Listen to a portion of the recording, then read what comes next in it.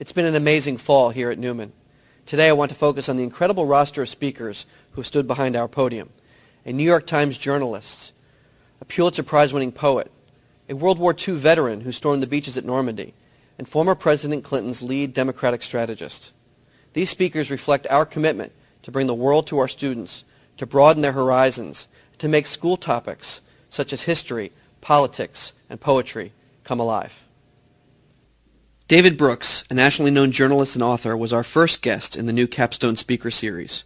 Brooks entertained a packed auditorium of students, parents, faculty, and alumni, giving them an inside look at this year's presidential campaign. He praised the nation's youth, saying even at this time of economic turmoil, he feels optimistic about the country because of them. This is a wholesome, hard-working, conscientious generation, he said. Our students asked Brooks intelligent and relevant questions. The speaker himself was impressed. It was truly exciting to see our students so engaged. Yusef Komunyakaa, a Pulitzer Prize-winning poet and a professor at New York University, visited us as the second Bernard Hirsch Herman lecturer. Born in Bogalusa and once a New Orleans resident, he formed an immediate connection with the students. He electrified the classes he taught. English students crowded into the 2 morning classes, poring over his books of poetry and asking questions about his time in Vietnam and the writing process. He told them to embrace the mystery in poetry. Don't expect it to tell you what you already know. Before Komunyaka's visit, senior Nadine Rubenstein drew a sketch of him, which English teacher Laurie Williams combined with his poems. We hung these posters on doors and classroom walls. Nadine gave him the original sketch, so he had a piece of Newman to take with him.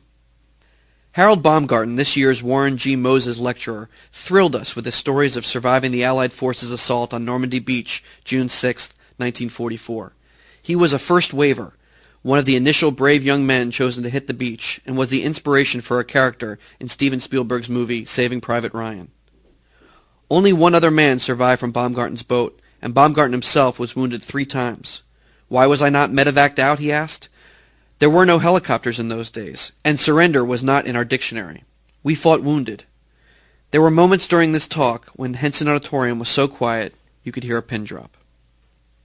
On an entirely different note, James Carville, the Democratic strategist, delivered a customarily hilarious and off-the-cuff speech earlier this month. We are living in an era of firsts, Carville told us, and Newman students are fortunate to live at a time when history is unfolding in front of them. Carville addressed much of his talk to the seniors. He encouraged them to join in on the history being made around them. Being in the middle of things is rewarding, he said. Being involved is actually fun. It was an honor and a pleasure to have these speakers on campus. Perhaps even more inspiring was watching our students interact with them. To see these upper schoolers, the final product of a Newman education, if you will, engage without being intimidated or shy, was truly a proud moment for all of us who work here. When people ask me what's different about Newman, these speakers and our community's interactions with them are among the first things I mention. We're also looking forward to Rosalind Wiseman, author of the New York Times bestseller Queen Bees and Wannabes, who will give a lecture to our parents. And we are pleased to announce that Governor Bobby Jindal will be this year's commencement speaker. This video is the first in a series I will be bringing you to tell you all the wonderful things happening here at Newman.